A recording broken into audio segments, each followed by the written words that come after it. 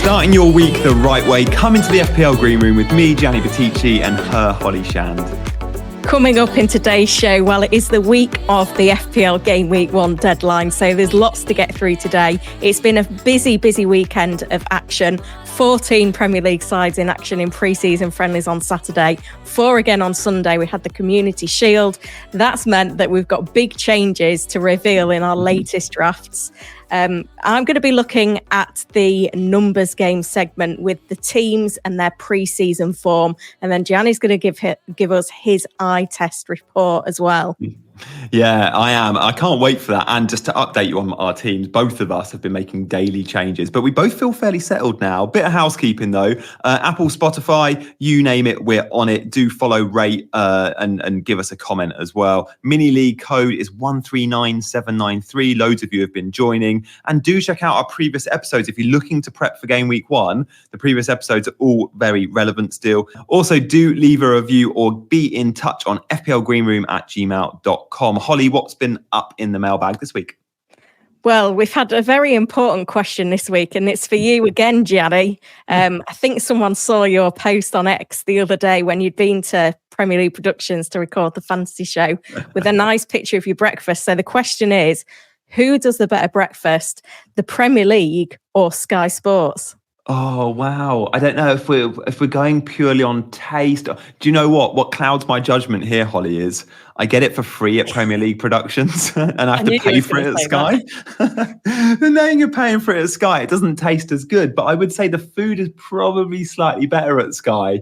So yeah, it's a tough one, that. It all depends on how you value the free breakfast. I do love it at PLP though, because there's a runner who always comes into the green room and says, would you like any food or drink? And he or she will go up to the cafeteria and make your order for you. So the other day I was just like, I'll have some eggs on toast and any extra veggie sides you've got. And he came back with like the veggie works, which was great. I was like, I would have taken a single fried egg on a single bit of bread, and I got 3 scrambled eggs on 2 bits of toast with 2 hash browns, mushrooms, tomatoes. I was happy. But yeah, the Sky breakfast is great because you and I get to meet on a Saturday morning sometimes for breakfast, which is always fun. Yeah, and I've never tried the Premier League breakfast, actually. The thing I like about Sky, I prefer it when you can go and have a good look at what there is and scout it out instead of kind of going in blind and not knowing what you get. And to be fair, I know you have to pay at Sky, but it's heavily subsidised. How much do you pay for your fry-up at Sky? Well, yeah, you can fry-up. It's like £3 probably. It's itemised. I think a bit of toast is 16 or 19p. So it's all like effectively cost price, I guess. So yeah, proper cheap. Let's chat FPL, Holly. Today, I guess we're doing numbers game and eye test, and then our draft. So loads to get through. You're going to kick us off with some numbers. Yeah, so I've been doing some calculations, just looking at overall team form in pre-season. Now, it's hard to know how much weight to put on these pre-season performances, but I've tried to look at each side's last 4 pre-season games. Now, I have done a little bit of wizardry with the numbers because Liverpool played twice on Sunday. Newcastle United played on Friday and then again on Saturday. And it's very much for both of those sides, the A team and then the B team on the second game. So I've ignored those second fixtures. But in terms of team form, the top performers in pre-season, well, in 4th place, it was Newcastle, who have won 3 of their last 4 games, scoring 10 goals and keeping 3 clean sheets. Liverpool have won 4 games out of 4, 10 goals scored, just 2 goals conceded. Palace are in 2nd place. They've won 3 of the 4, 13 goals scored, 6 conceded. And top spot, with all games won, 14 goals scored, 3 clean sheets, it's Brighton. Oh, do you know what? Those 4 teams are 4 really interesting teams, though. Like, I know you're right to caveat it with how much weight does it add in terms of pre-season, but the winning momentum's still good. And I guess what we care more about is goals, and all those goals numbers look really healthy. Brighton 14, Palace 13, Liverpool, Newcastle 10 each. This is in 3 or 4 games. Like, I like these teams very much. And I think Rehearsal at Brighton's going to keep clean sheets, and pre-season is telling us that. And I think they're going to score goals, and pre-season is telling us that. Same with Newcastle. Like, do you remember, was it a year ago? Was it the season before last when Newcastle finished top 4? Eddie Howe for clean sheets was amazing. And then the start of last season, they were good. And then they got all their injuries and they became really bad. But I think Newcastle will resort to type and start keeping cleans again. And that's 3 clean sheets in 4 games.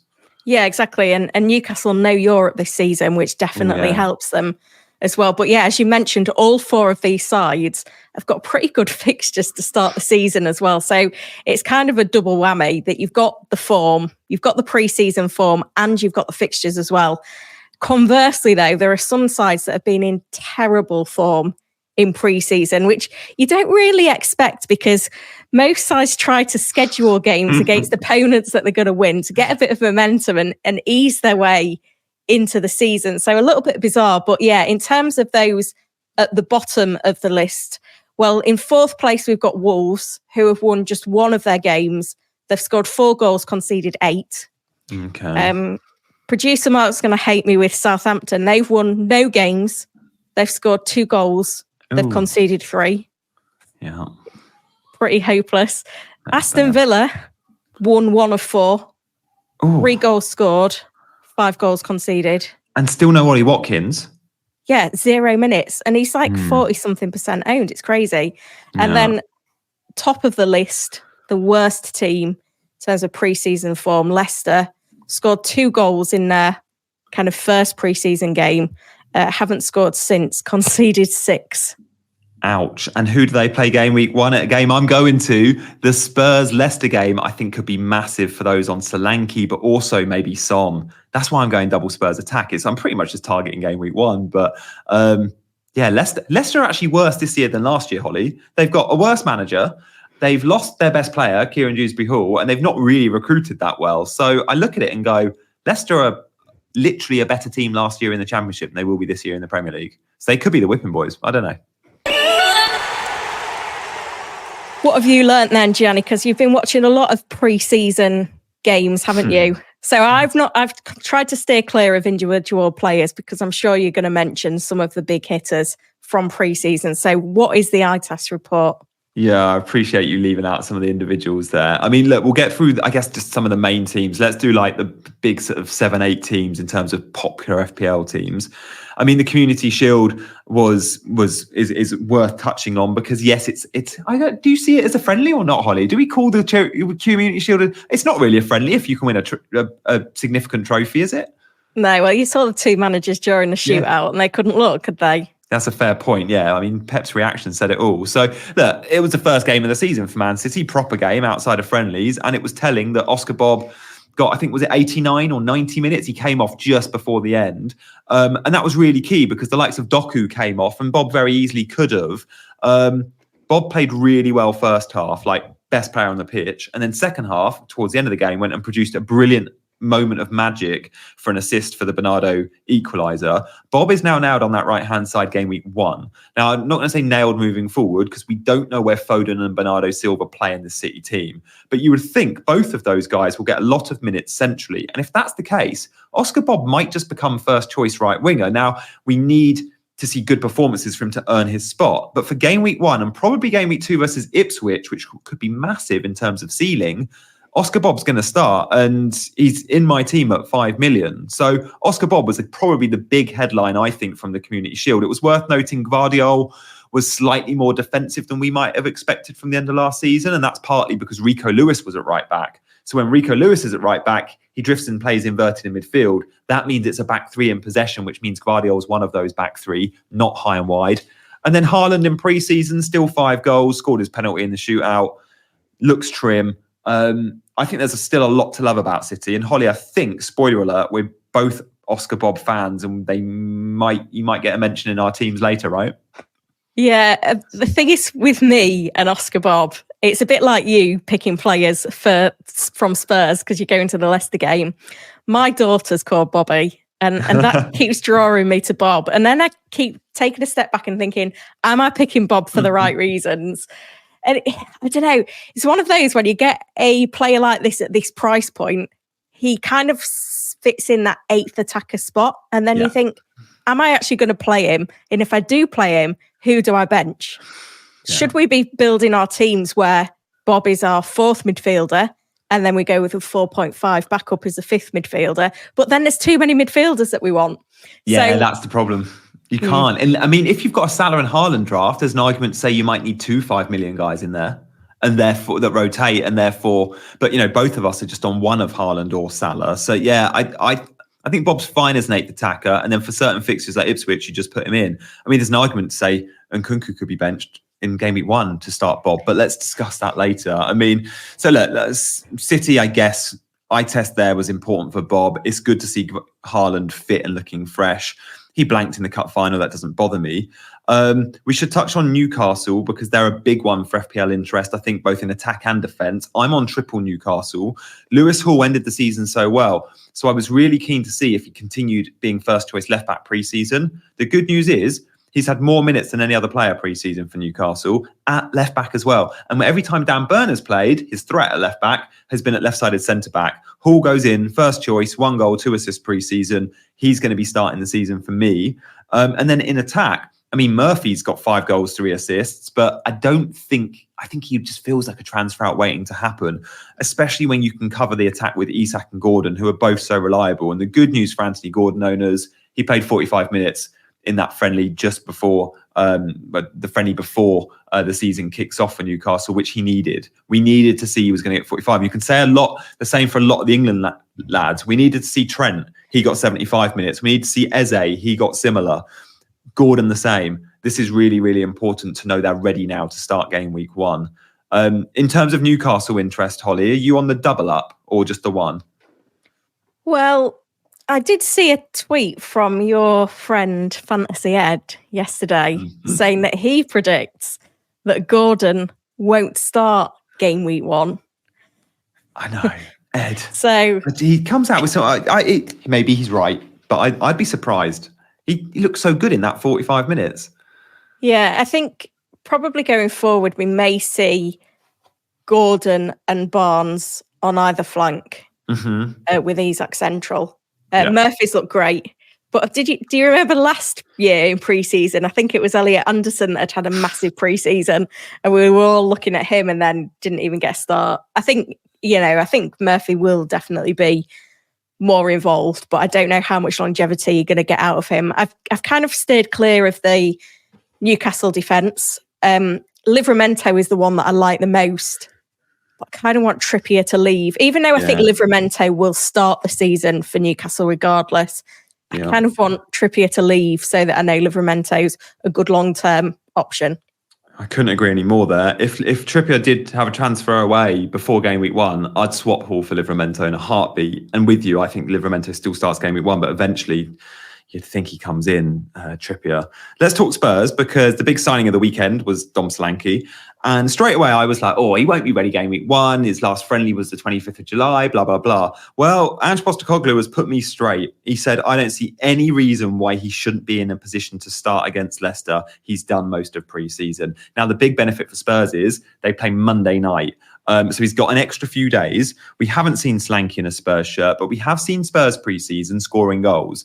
And my eye test straight away tells me, again this season, it will be you score 3, we score 4. We're just going to try and outscore you. Don't expect clean sheets from Spurs, but they will go toe-to-toe with anyone and they will try and outscore them. Now, Kulusevski's had 6 returns. He's been playing as the number 9. Now, whoever plays number 9 in the Spurs system gets goals and assists, whether it was Richarlison at times last year, Son at times last year. We've seen it even pre-season with Kulu.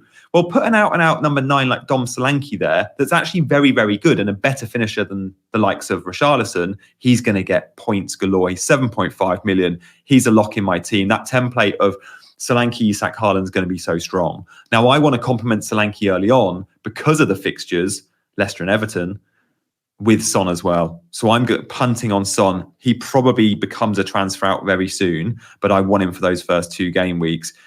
Pedro Porro's looked good. He scored a couple of goals as well, but I just don't know if we get the clean sheets there. You like what you see. Holly, both of us were big Solanke fans at Bournemouth. We both looked at him for our game week 1 teams at Bournemouth. Now he's at Spurs. It's just like, okay, now take my money. Yeah, exactly. Solanke was in my first draft that I shared on the very first episode of this pod. Same. So now he's in a Spurs shirt. I think he was one of just a few players that we agreed on. I think for me, I know you were hot on Spurs anyway and Son.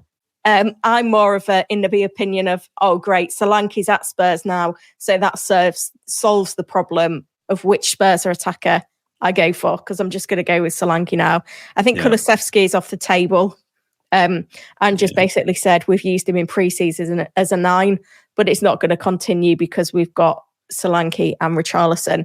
Whether that means that Kulu then challenges for Johnson's spot on the right wing, we'll have to see. The one I'm interested in seeing is Maddison, because I think Maddison behind Solanke could be great if he gets that 10 role, and having Solanke as that target man. Because we saw last pre-season when Kane was still at Spurs before he transferred away, those two were linking up, and I feel like we could see the same now Solanke's in. But, that's kind of Maddison's one for the watch list. Yeah, Maddison and Solanke, good mates as well, by all accounts. Let's move our attention to Brighton, who we mentioned at the top of the show in terms of performances pre-season. Well, their star player has been Minte. He's the right winger from Feyenoord. Well, actually from Newcastle. He was on loan at Feyenoord, Slots Feyenoord. They spent big money on him. He's got 3 goals, 2 assists in, I think, 4 games. He's proper rapid, and he can finish. He's going to get lots of minutes. He will be starting for Brighton. And their fixtures are kind of hit and miss. It's not the easiest, but they look like they'll be a team that will score against anyone. And unlike De Zerbi's Brighton, Holly, straight away, this Brighton's going to keep clean sheets. We never got that under De Zerbi, but this manager's a little bit tighter at the back, more control. And with that, Barco, who's a 4 million defender, is the best 4 million option in the game. Now, they have been linked with a new left-back Brighton. Kadioglu, who plays for, I think it's Fenerbahce, and he's in Turkey. They've bid 25 million for him. They've been unsuccessful. And there are other Premier League clubs sniffing around. Now, if he signs, some might be a little worried if you're a Barco owner. However, it's worth noting he's played a ton of minutes at right back, and he can play central midfield too.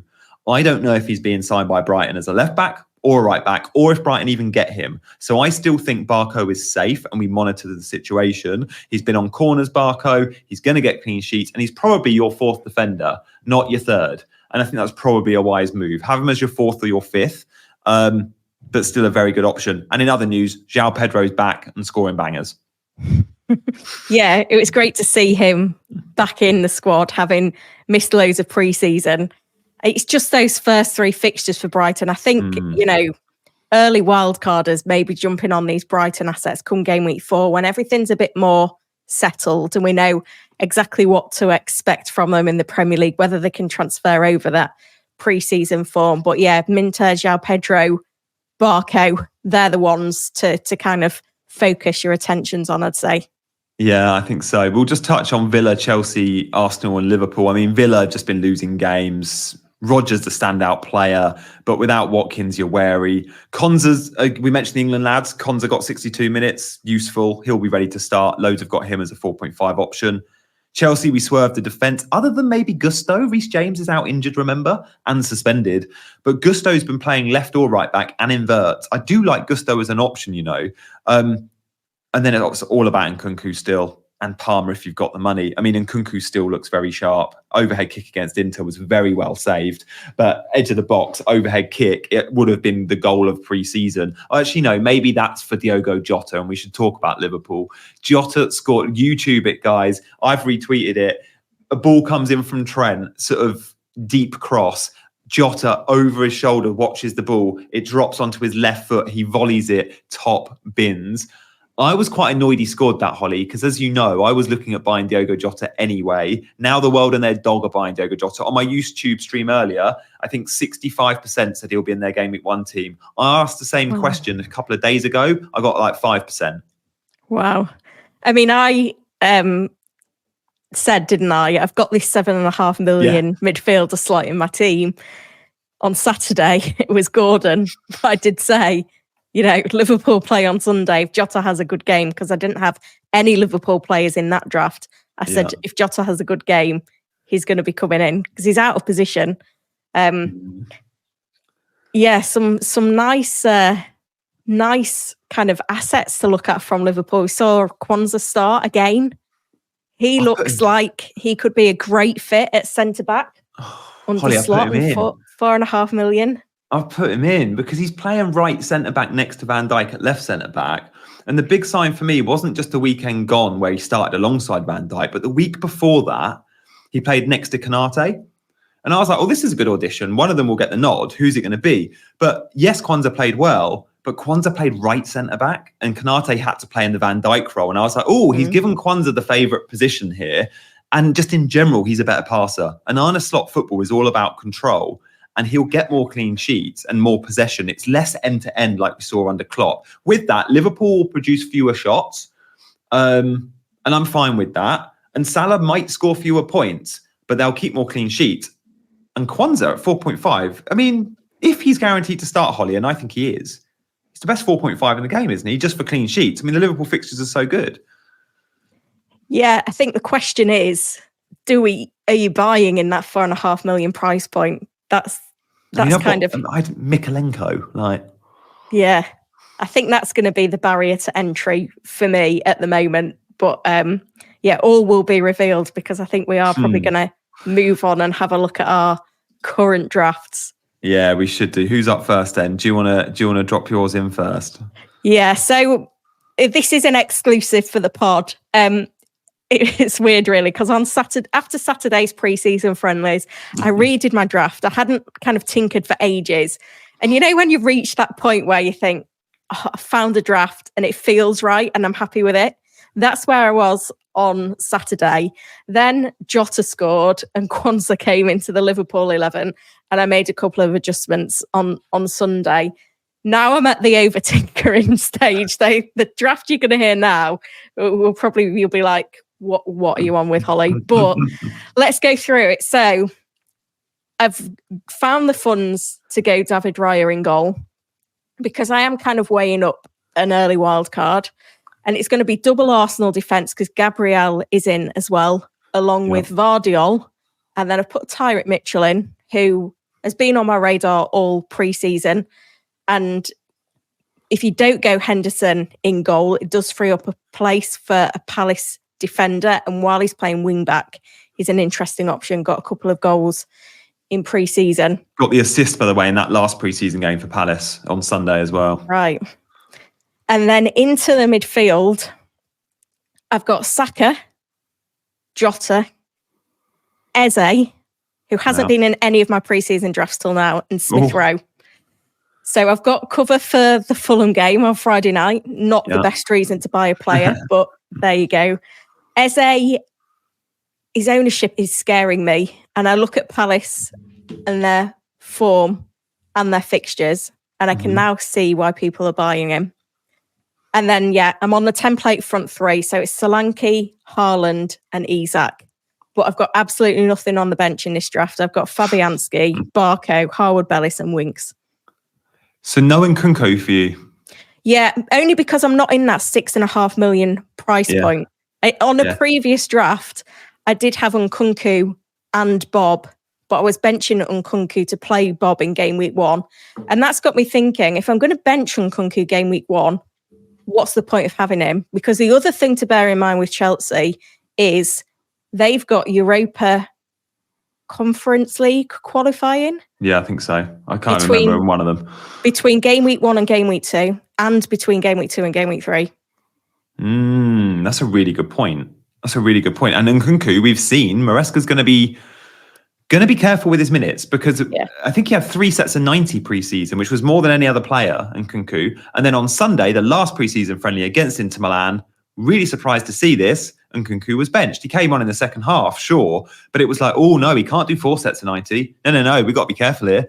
And, game week 1's 6 days away for Chelsea, and still they wrapped him up in cotton wool. So we've got to be careful with those qualifying games. I expect he plays the Premier League games and not the qualifiers. But yeah, let's see. It's a fair call there, Holly. Triple Arsenal. We get Raya. Is it Saliba or Gabriel and Saka? Gabriel, so, yeah. I mean, both scored on Sunday. 2 headers from set pieces. Declan Rice, 2 assists from corners. glutton for punishment as well, because I started last season with Gabrielle and we all know what happened there. But yeah, I'm kind of weighing up doing the wild card after game week 3, going into the international break, because we won't have those transfers accumulating. I can't get my words out. And Arsenal have got great fixtures over the first 3, including Wolves and Brighton at home. So I thought, why not triple up? I'm still not that keen on the 4.5 million goalkeepers. I have tried Henderson on for size, but yeah, there's just question marks there about Palace, especially if they're going to have some departures. You know, if Mark Gay does go to Newcastle, then, you know, he would be a shoo-in as well at 4.5 million. As we've mentioned, no Gordon.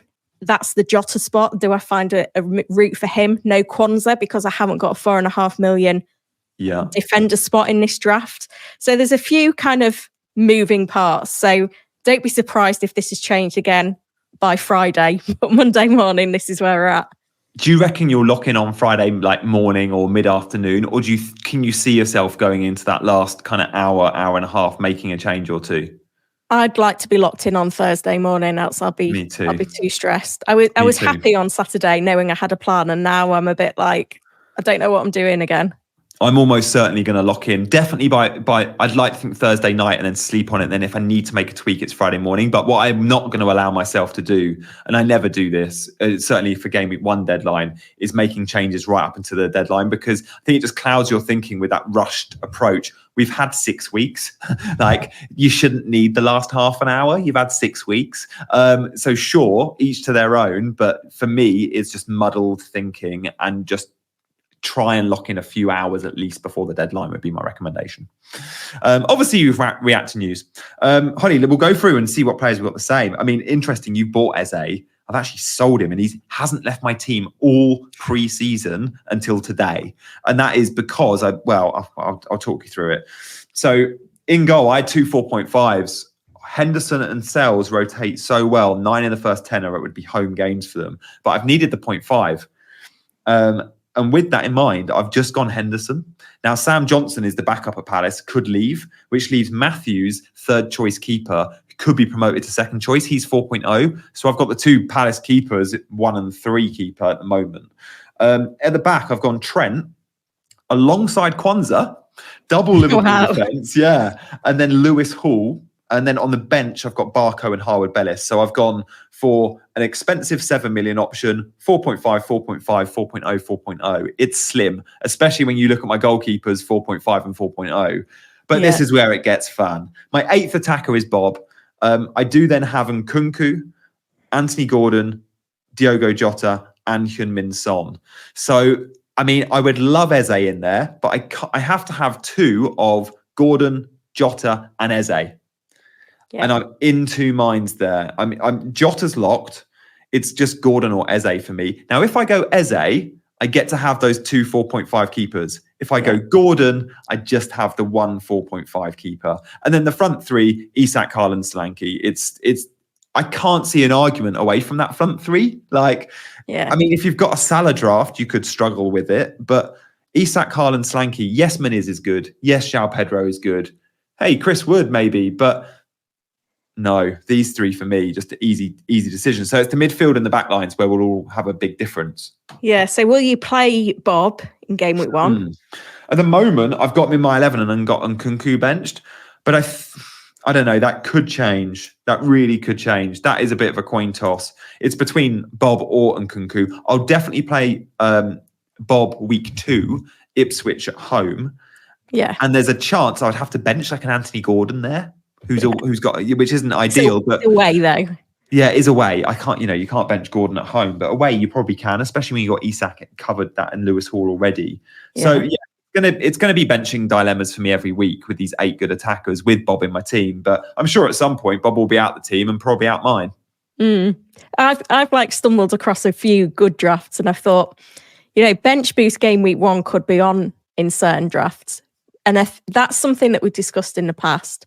And it is a season where we're going to have less blanks and doubles, but it's also the first season that we're allowed 5 free transfers accumulating, which It's going to take us a while to get to grips with the strategy without kind of playing the game. So I don't really like that option. But looking at your squad then, so you've got triple Liverpool, triple Newcastle, double City attack. Have you got any Arsenal players? And double Spurs attack. I'm eggs in baskets. Yeah. No Arsenal. No Arsenal. But you're looking a lot more long term than me. I'm looking at the next 3 weeks because anything could happen in August. Then it's the international break, and mid-September is a very different climate to now. Whereas you're thinking, hold that first wildcard as long as possible, I bet. Maybe. I did a wildcard windows video on YouTube, and I did earmark for game week 4 because of the international break. Game week 6, which for my team might work better. Now, game week 6 would mean you go lighter on Arsenal. Game week 4 would mean you go heavy on them because the first 3 are great. And then game week 12. Game week 12 is another international break and has a few good swings. Now, I don't know if I want to book a wildcard in at all. I can see myself holding it for as long as possible. But yeah, I'm not committing to one. And with that in mind means week 1 Arsenal. I would love to try and get an Arsenal defender in. Now, if I sold Trent, I could go Saliba and then have a nice little lift somewhere else. I could go Saliba and Raya then if I sold Trent. I'd sell Trent and Henderson to Saliba and Raya. I could definitely do that. But there's something telling me Trent is going to be a gift this year. And seeing his assist for Jota on Sunday, I was like, Trent's so good. 3 key passes in the game. Was he on any set pieces? Oh, good point. I think he took some of them. I don't know if he took them all, though. I remember under Klopp, he lost half the corners to Robbo because it was always outswinging corners. And I can't remember today if Tsimikas shared them with him or not, or Szoboszlai. I need to check that one. Good question. I think Tsimikas took the free kick that ended in the Jota goal because I saw the clip from that. And Trent wasn't anywhere near it. Trent was the other side of the pitch. But that was the outswinger again. Need to check that one out. Because set pieces for Liverpool, especially when you got Van Dijk to hit, it's a big plus. It's why Declan Rice is an FPL asset because he's on corners, So who have we got the same? I don't know who we've got the same. We've got Jota. It could just be Jota, and then the front 3 of Solanke, Haaland, and Isak. Our back lines are completely different. Have you got Barker? Who are your budget defenders? Barco and Howard Bellis. So we got those 2 the same, but I guess they're not in our 11s. So yeah, interesting there. So in terms of players that matter. We've got 4 the same. Jota in the front 3. Yeah. Love that. Interesting. So when it comes to Friday decisions then, Gianni, first of all, where can the listeners find your final team then on Friday? I am going to do a locked-in team selection video. And that will probably be dropping Friday morning, maybe Thursday after late night, but probably Friday morning because I want to sleep on it and then post a vid. So yeah, Friday on my YouTube channel, just search my name and that's the only place it will be. I'm guessing you're similar, are you? And you'll be doing a deadline stream. Yeah, so Thursday for me, team selection video, and then I'll be doing a press conference stream on Friday and the deadline stream on Friday as well. Love that. And we're on Sky Sports as well on we are. Friday morning. We're going to show our teams then. Yeah, we'll be showing our teams then. And one thing that I have not seen really discussed within the FPL community yet is captaincy. Who are you going to captain game week 1? There's lots of options. There is. Like if you've got an Arsenal, you've got an Arsenal attacker in Saka, you could look there.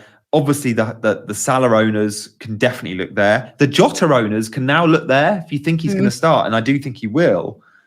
I'm still on Isak, and I've been on Isak since day 1. Since the game dropped, Isak was in my first draft and I put the armband on him straight away.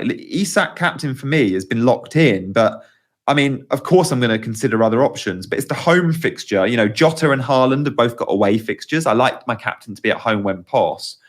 And Isak's look good and the Newcastle attack functions well. And Southampton, is that the longest journey of the entire season for them in terms of geographic journey? It is, isn't it? South Coast to North East. Yeah. I mean, I'm just going to build into every narrative I can that Isak's the best option, travelling the furthest. One negative of that fixture is that it is in the 3 o'clock blackout, so you're not going to be able to watch it and cheer on the Isak goals. But you're right, you look at all of the fixtures for game week 1 and the one that just screams goals is this one. It's the best fixture. It's the best matchup, isn't it? In terms of like high performing team versus expected low performing team. Exactly. I'm not going with Isak for captaincy, though. I have got other options. I've got Jota, I've got Saka, but Haaland, I know you say he's away, but Haaland is a robot. And I think I posted this on X the other day. Game week 1 of his first season for City, scored a brace away at West Ham. I remember that. We all had him captain. I didn't even have him. I didn't even own him. I had a terrible season that year. Last year, game week 1, Burnley away, scored a brace. Oh, God, so Chelsea away. Chelsea's defence have not been great. So Chelsea away, another brace. I think he scored a brace in that fixture last year. It was 4-4 at Stamford Bridge. I think he maybe got a brace, and he got a brace against Chelsea. Was it, or maybe a hat trick pre-season? Hat-trick. Oh God. Maybe can I really go Haaland? I'm good. I must admit I haven't spent time on captaincy, but no, I think I'm going to go Isak. I think it's probably Jota I fancy more than Haaland. But yeah, I get it. When and that's the Super Sunday game, is it? We can watch that one. Yeah, exactly. And then we'll be recording our Game Week 2 podcast straight after that game. So, we'll probably know by that point whether it's going to be a successful start to the season or not. I'm going to be like, I've got a red arrow, Holly, but I've got all my players playing tomorrow because Spurs play Leicester on the Monday night, don't they? I'm actually going to the Nottingham Forest-Bournemouth game on Saturday at 3 p.m. Really? So that's my first time going to the City ground. So yeah, where are you getting all these tickets from? Well, good question. The Forest one is actually from So Rare, who I've done some work with in the past. They've said that they have tickets, and I live fairly close to that neck of the woods. My 2 local teams are Leicester and Forest. And Leicester, I am friends with a season ticket holder who sometimes messages, says, "Do you want a ticket?" Now, he hasn't messaged me in a year asking that. But in the Premier League, the year before, the year they went down, I got asked that like every other week. I went to Leicester all the time. And now I've been asked for a year and then in the Championship. I'm completely fine with that. Didn't really want to go watch Leicester in the Championship, if I'm honest. And then game week 1 comes around in the Premier League. The DM comes in. My brother can't make it. Do you fancy coming to watch Leicester with me? I'm like, hell yes. Premier League football, 40 minutes up the road. So yeah, I've been quite lucky with tickets there. Nice. Yeah. Yeah, it's not normal. I don't usually go to lots of games. Like I probably do a couple of games a season, So yeah, okay. Well, I look forward to seeing your locked in Game Week 1 team, and I'm glad we'll be split on captaincy. It makes it more and more fun. I guess we move our attention then in terms of in terms of our And Finally feature, Holly. And guys, if you are enjoying the pod, do hit those ratings. They really make a difference in the algorithm to our parenting moments of the week. Now, last time out, I think you told me about a great sports day story. I'm not sure if I can match that. I've not got any fun stories this week. I mean, my highlight of the week, it's less of a hack, more of a highlight, was Cam, my wife, always puts Gaia down for her afternoon nap. Always. Like I'm always it's middle of the day. I'm always working. I'm shut in this room. But one day last week, Cam was away. I did nap time, and I was a bit nervous because I was like, she never nap. Well, she's not a great napper, and she's not got mummy at home. And she was completely fine. She was an angel. She went to her nap, had milk, read the books. Now, when she wakes up from her nap, she always screams, "Mummy!" And then it's like, Guy's awake. Now, for the first time from an afternoon nap ever, she woke up screaming, "Daddy!" And honestly, I was like, "Yes, honey." I needed. I was like, that is so, because I had put her down. Like, I was like, my mind was blown that when she woke up, that I was her first word, not mum, because I was the one that put her down, which happens quite a lot in the morning, but never for a nap. So I was like, that was just a beautiful moment. I was chuffed with that. I said to Cam, I'm going to have to do afternoon nap more often. It's a shame it's bang in the middle of my day and I've always got calls, but got to make the time. So is Gaia fickle then? Because my youngest is very fickle, and whichever parent she spent the most time with, that's the one that she wants. And if you try and interfere, it's like, "No, I want daddy. No, I want mummy." Yeah, absolutely. See, I'm learning that. I didn't realize she was until the other day. And since then, I've seen a few examples, like, because Cam was away with work, it was, daddy, daddy, daddy. And it rarely is. So when mummy came home, it was still daddy, daddy, daddy for a bit, which was lovely. But I must admit, it's not often the case. She is quite a mummy's girl. So yeah, that was lovely for me. Definitely fickle. Definitely fickle. Definitely fickle. What's the plan then for our week ahead, Holly? What's your plan? Like life as a content creator going into the last few days of the season, just manic, right? Yeah, probably doing a 7 a.m. till midnight most days, just trying to make sure that I've got my kids covered with childcare. But yeah, busy week, lots of content going out. And it's one of those you always find this last week of the season. You may feel like I've not got that much to do each day, but stuff always comes up. You'll get a message saying, oh, can you do this? Can you come on this? And, your time suddenly goes. So it's kind of trying to kind of knock down all the jobs so that I can react to things as well. What about you? Yeah, I mean, so busy that I genuinely forgot we were on Sky on Saturday. Like Friday. That slipped my mind. So I'm glad you reminded me for the first Sky Sports news show of the season. So yeah, busy week, like you, daily videos on YouTube, and then we'll be active on Twitter and stuff as well. I might do some Instagram and TikToks as well. So yeah, busy week. But yeah, I mean, hopefully the listeners can benefit from this pod, but also some of our previous pods, because I do think some of the breakdowns we've given in terms of preseason scouting or some of the data from last year, there's lots to whet your appetite there on this pod platform. So if you want to go check out the FPL Green Room, do check out our other episodes. And obviously give us all the ratings and make sure you join our mini league code 139793. Super. And make sure you're following the show, rate on your favourite podcast platform, and also leave us a 5-star review and get your questions in for the mailbag. I think I said this last week. We haven't had loads of questions. So if you send in a question, there's a good chance that it will get answered. Now, we probably won't know whether we're in the green room or not next week, because you don't actually get a green or red arrow for game week 1. Because it's a clean slate, but hopefully we'll have some decent ranks to share with you. So make sure you join us here back in the green room next Monday morning. See you later, guys. All I want